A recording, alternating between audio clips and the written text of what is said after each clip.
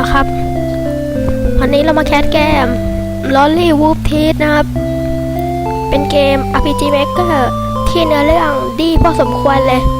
มีทั้งดราม่ามีทั้งฟันนี่สตอรี่สนุกมากเห็นมาสักพักก็ละเกมเนี้ย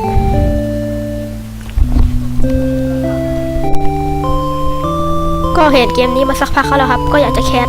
มานานพอสมควรก็ไปดูกันเลยLonely Wolf Teeth ก็คือทรีตหมาป่าผู้โดดเดี่ยวไปเป็นเกม RPG Maker เอาวัดเดอะมาถึงให้เดินเลยเหรอ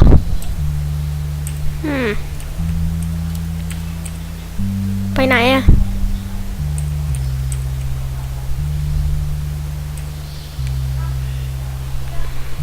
ต้องไปไหนเนี่ยเกมนี้เนื้อเรื่องดีจริงๆนะแต่ไม่รู้ต้องไปไหนก็ได้ยินมาสักพักก็แหละก็พูดซ้ำมาหลายรอบเหมือนต้องการหาเพื่อนนะเอาเฮ้ยหมาป่าทุกคนหนีแล้วปิดล็อกประตูให้แน่นเอาเฉยอะไรอ่ะหมาป่าแค่อยากจะเป็นเพื่อนด้วยเฉยอยากเป็นเพื่อนด้วยถึงกับปิดประตูใส่หน้าเลยเหรอ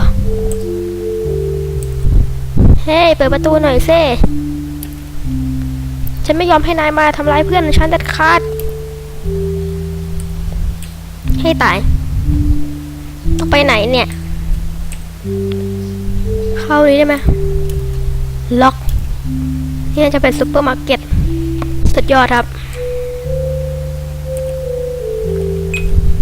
เซฟก่อนโอเคแค่RPG Makerทุกเกมก็เซฟได้หมดแต่แหละล็อกไปเราไม่อยู่แล้วเฮ้ยคุณก็ตายอะไรวะไม่ใช่ดิไอหมาป่าไม่ใช่กระต่ายกล้าได้ยังไงมาเข้ามาในเมืองของเราแล้วทำให้เด็กกลัวน่ะขอโทษบอกก่อนนะครับตัวละครเอกในเกมนี้เป็นผู้หญิงนะก็เหมือนกับทูมไรเดอร์แหละไปแล้ว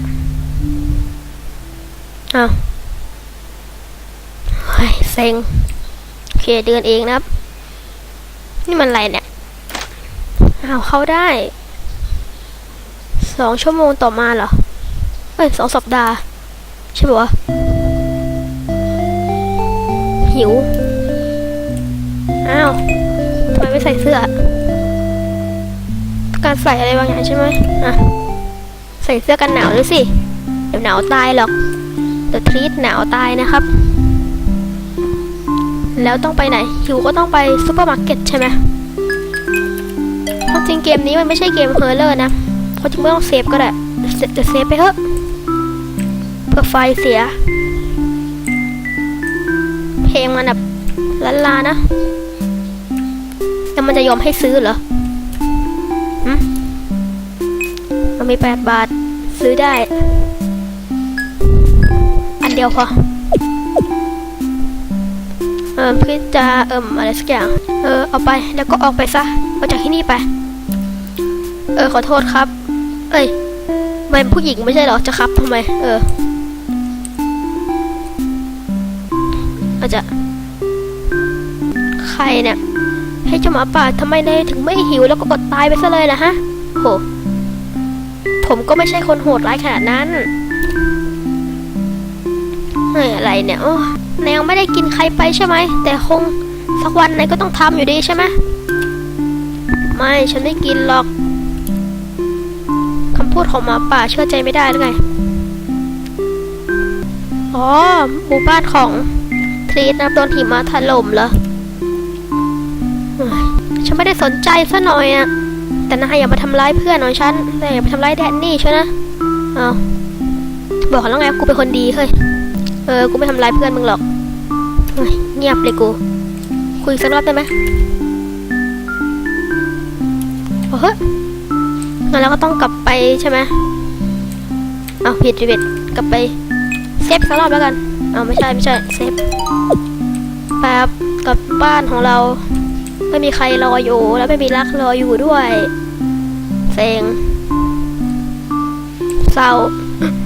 ทำไมต้องมีคนทำร้ายทรีต เข้าใจโอเคเอาล่ะต้องต้มน้ำให้เดือดก่อนสิกินก๋วยเตี๋ยวไปต้มน้ำก็ตรงนี้ใช่ไหมยังหิวอยู่เลยจะช่วยด้วยหมาป่า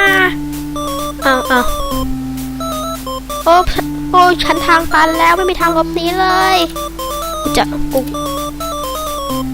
ขอโทษนะอยากกินฉันเลยนะโอเคจริงเหรอไม่กินฉันเหรอเนี่ยไม่หรอกโอ้ขอบคุณจริงๆมีหมาจิ้งจอกไล่ตามฉันมาขอให้เป็นไล่โอเคขอบคุณมากนายเป็นคนดีจริงๆเลยถ้าทานทุกคนอยากจะกลับบ้านใช่ไหมล่ะแต่มีหมาจิ้งจอกอยู่นะแน่นอนฉันช่วยเองว้าวเธอเป็นหมาป่าที่ใจดีมากเลยนะนี่เป็นผู้หญิงใช่ไหมฉันชื่อโมจิโมจินี่ใช่ขนมหรือเปล่าทุยฉันทีสนะทีสเอาทีสช่วยฉันพากลับบ้านหน่อยสิหมาป่ามันอยู่แถวนี้แหละให้เดินเองได้เหรอกดผิดเมื่อกี้บอกแป๊บนั่นไงไปทำไมหลังต้นไม้นะฮะเฮ้ยหมาป่านายแย่งเหยื่อฉันนายมันเร็วมากๆไปแล้วว้าวนี่นายช่วยฉันเหรอเนี่ยขอบคุณมากเลยนะทรีตแน่นอนไม่มีปัญหาหรอก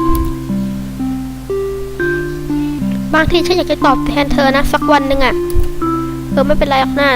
ฉันไม่ต้องการตอบแทนหรอกแต่ว่าเธอช่วยฉันไว้นะจุดเลโก้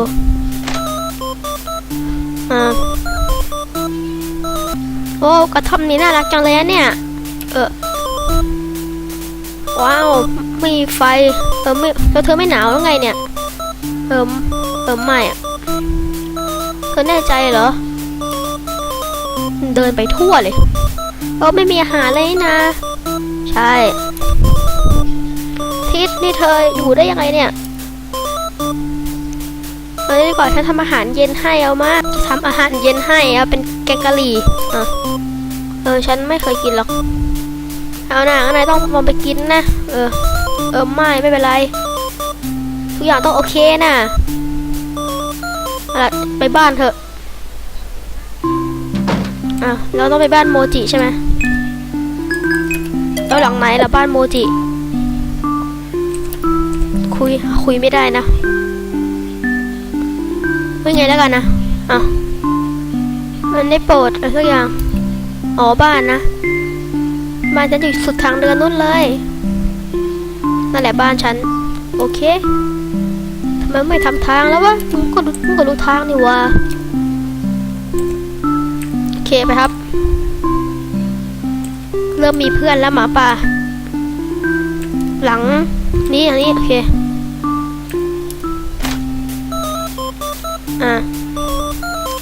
ทำอะไรเนี่ยเอาล่ะแกงกะหรี่ต้องมีส่วนผสมก่อนแต่ว่าไม่มีข้าวเหรอนี่โมจิเธอไม่ต้องทำแกงกะหรี่ให้ฉันหรอกนะไม่เป็นไรนะฉันอยากจะทำนะทำไมต้องซื้ออาหารเพื่อฉันด้วยล่ะฉันอยากให้เธอกินนะสิเพราะว่าช่วยชีวิตฉันไว้ไม่ใช่เหรอเอานะทำแกงกะหรี่กินกันโอเคนะ